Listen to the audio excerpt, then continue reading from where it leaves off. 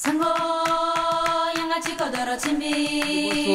à Bangui qui m'a donné cette opportunité et je pense qu'on aura encore une autre occasion.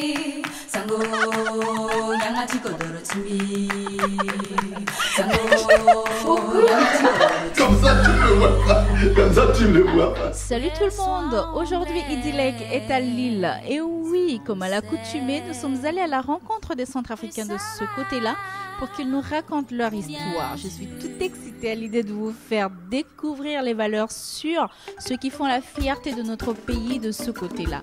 Sans plus tarder, je les laisse se présenter. Bonjour, je suis Brice Paterne Kiti, centrafricain qui vit à Lille depuis 12 ans. Je suis arrivé à Lille dans le cadre de mes études parce que j'ai commencé de faire les études en sciences de gestion à l'université de Bangui et plus précisément au niveau de l'Institut universitaire de gestion des entreprises.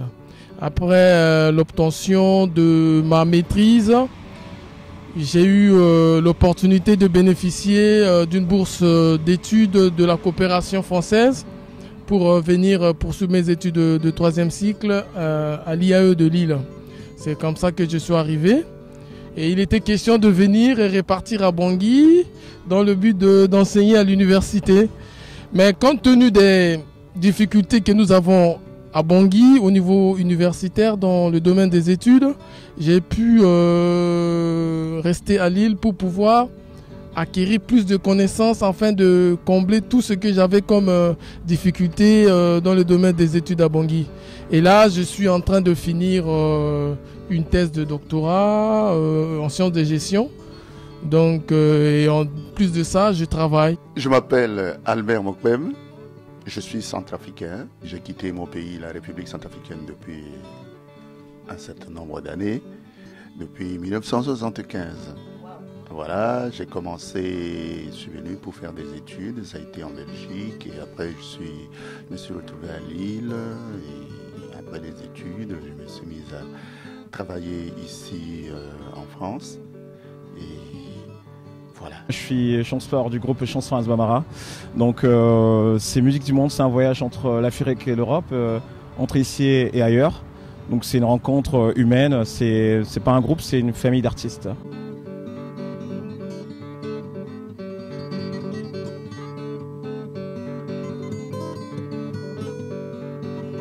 Comment tu vois un peu la situation, la jeunesse et tout? Ça fait combien de temps que tu n'es pas reparti à Bangui? Depuis que je suis arrivé en France, je ne suis jamais reparti à Bangui pour des raisons qui me sont très personnelles. Mais par rapport à la situation que nous vivons aujourd'hui en République centrafricaine, je peux dire que c'est une situation très très déplorable et triste. Car nous, en voyant tout ce qui se passe, on s'est rendu compte que c'est la jeunesse qui est sacrifiée, c'est la jeunesse qui est oubliée, c'est la jeunesse qui est perdue. Et aujourd'hui, je me rends compte que la jeunesse centrafricaine ne se retrouve plus en elle-même au sein de son pays. Mais est-ce que tu penses qu'elle a aussi une responsabilité par rapport à ce qui se passe? Oui, la jeunesse a sa part de responsabilité dans ce qui se passe au pays parce qu'ils se sont laissés manipuler par les hommes politiques parce que le problème social domine et si bien que ils sont là à la merci de la nature et les hommes politiques en profitent. Vous faites partie des membres d'organisation de la conférence qui va avoir lieu le 14 juin à Lille. Vous pouvez nous en parler un tout petit peu? Alors, depuis qu'il y a eu la crise centrafricaine, notre diaspora a organisé beaucoup d'événements, parmi lesquels le collectif Centrafrique pour la paix a pris sa part. Et il se trouve que la communauté centrafricaine a décidé de s'investir dans une campagne de communication et d'information. Et le clergé centrafricain, on l'a vu être très actif au niveau de notre pays et sur le plan international.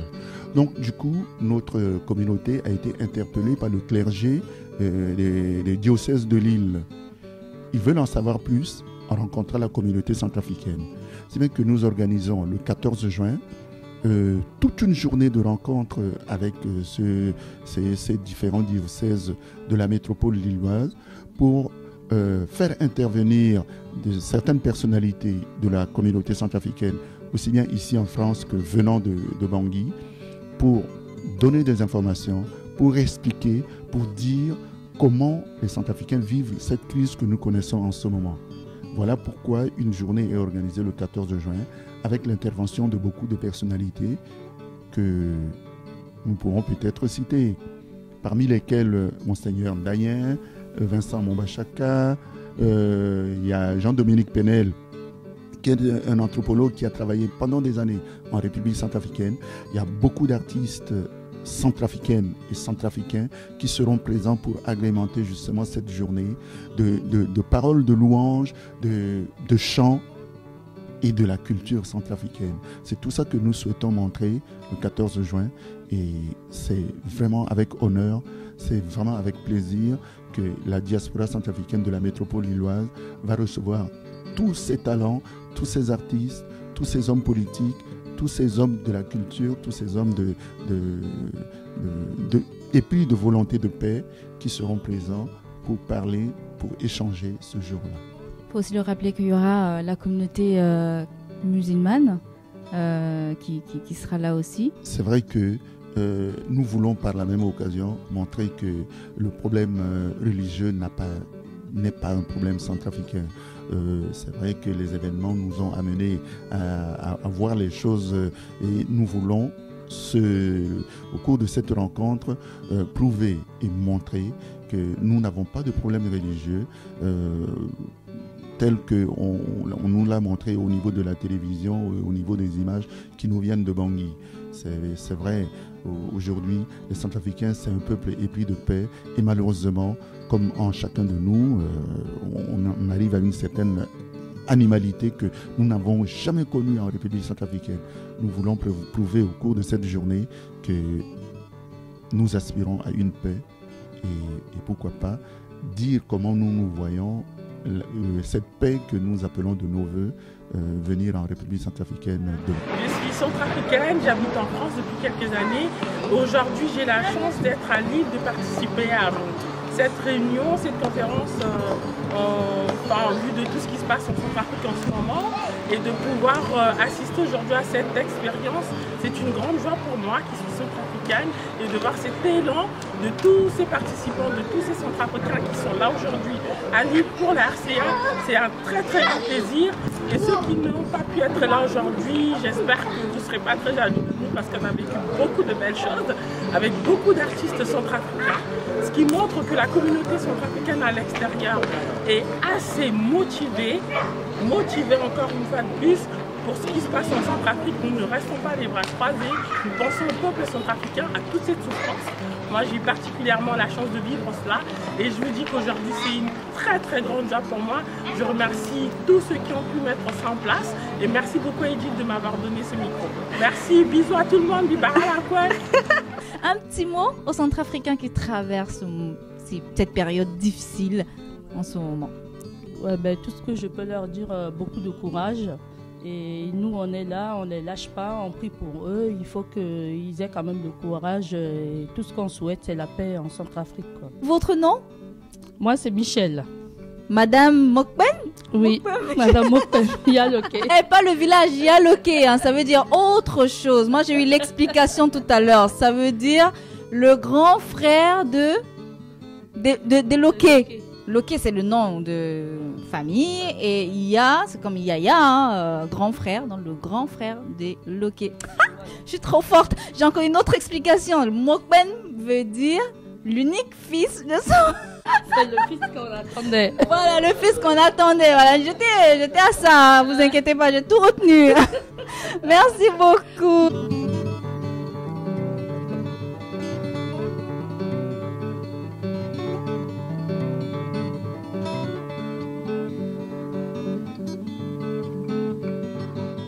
Tu viens de sortir un album qui s'appelle Point d'interrogation. Pourquoi Point d'interrogation? Point d'interrogation, pourquoi pas? Parce que c'était, voilà, comme je disais tout à l'heure, c'est vraiment un voyage entre ici et ailleurs. Et notre famille se définit comme un groupe, mais avant tout, voilà, c'est des échanges comme ça, c'est des rencontres humaines partagées, échangées. C'est fait de rencontres. C'est un album fait pour le public.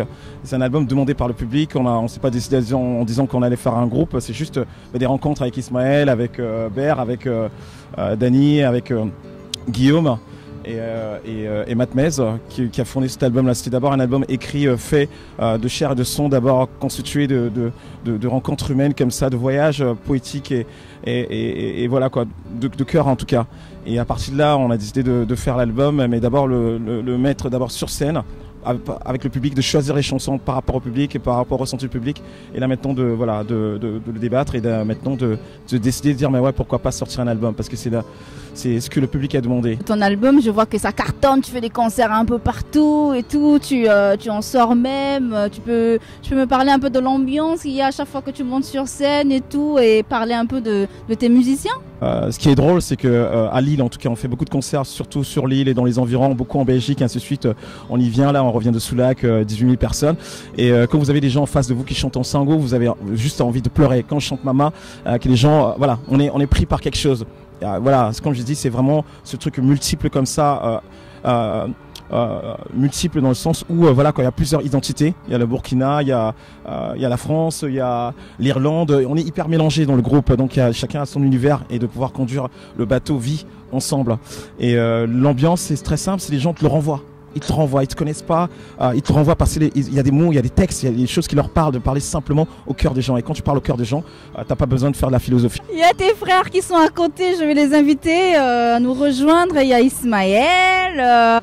Moi c'est Ismaël Zizien. Tu viens d'où, Ismaël? Je viens du Burkina Faso. On va dire d'Afrique. Et je suis adopté, la Centrafrique m'a adopté. La Centrafrique, c'est ma famille de cœur qui m'a adopté, qui me permet aussi d'avoir une famille ici. À Lille, j'ai plus de gens que je considère comme des frères qui viennent de la Centrafrique que du Burkina. Et ça, c'est un plaisir énorme que je vis, quoi. On est aussi content de t'avoir. Hein? Bientôt, on te recevra chez nous en Centrafrique. J'ai Béranger qui est caché derrière moi. Tu peux me dire ce que tu fais dans le groupe Bamara?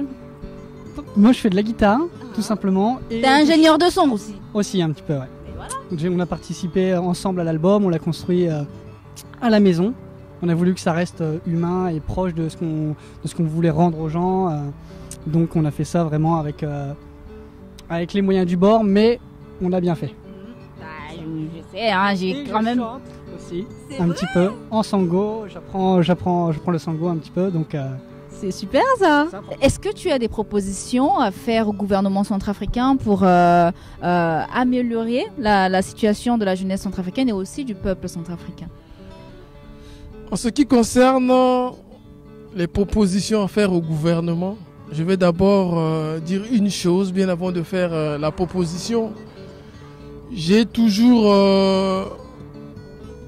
l'impression que tous les décideurs de la République centrafricaine n'ont pas de projet de société. Ils n'ont pas un programme bien ficelé pour pouvoir mettre en place, créer d'emplois, mettre en place des structures qui peuvent s'occuper de la jeunesse, des structures qui peuvent utiliser la jeunesse qui est là peinard à la maison. Il va falloir créer des structures, il va falloir créer de l'emploi pour la jeunesse. Le plus souvent, lorsqu'on parle de création d'emplois, on parle des investisseurs. Et pour tout gouvernement centrafricain, lorsqu'il s'agit des investisseurs, ils pensent toujours aux étrangers, ils pensent toujours aux Européens, ils pensent toujours aux Occidentaux. Alors que les Centrafricains peuvent investir dans leur pays.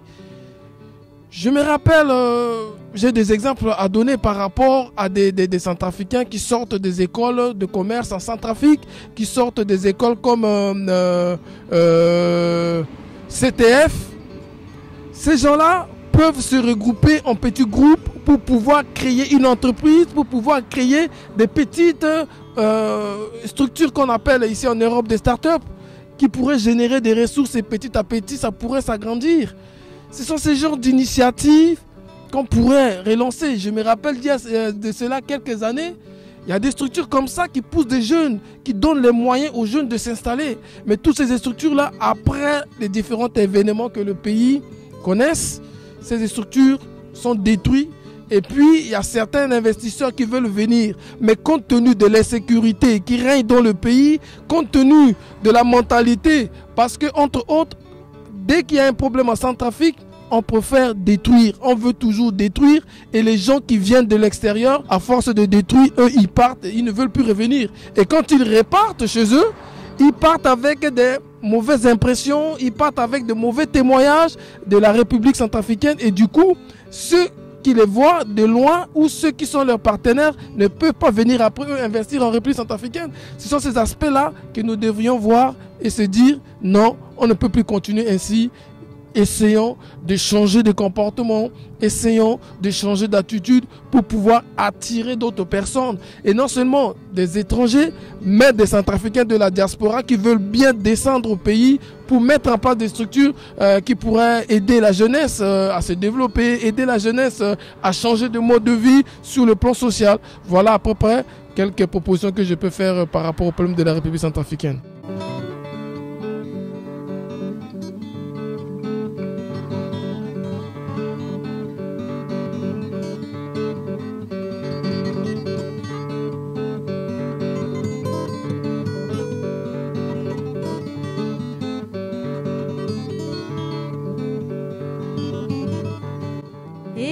L'épisode Idylek version Lille c'est terminé. Merci à vous tous de nous avoir suivis. La suite se trouve sur www.bangiewood.com ou sur Facebook en tapant Idylek. En attendant, je vous laisse savourer le clip du groupe Chancellor and the Bamara, point d'interrogation. Et moi, je vous donne rendez-vous très prochainement pour un nouvel épisode.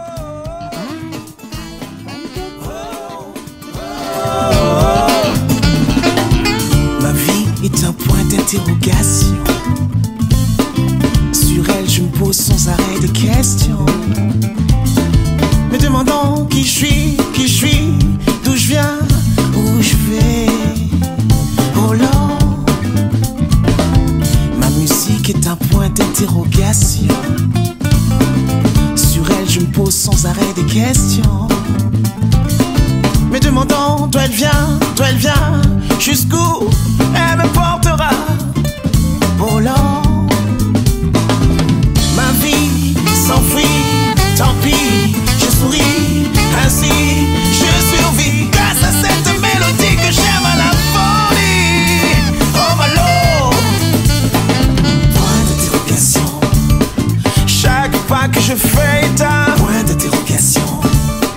Chacune de mes vibrations, point d'interrogation. Chaque rencontre que je fais est un point d'interrogation, point d'interrogation, point d'interrogation. Oh, oh, oh. Les femmes sont pour moi des points d'interrogation. Sur elles je me pose sans arrêt des questions. Me demandant ce qu'elles veulent, jusqu'à quel ciel leur désir m'emportera. Oh là, pour les miens, Chancellor est un point d'interrogation.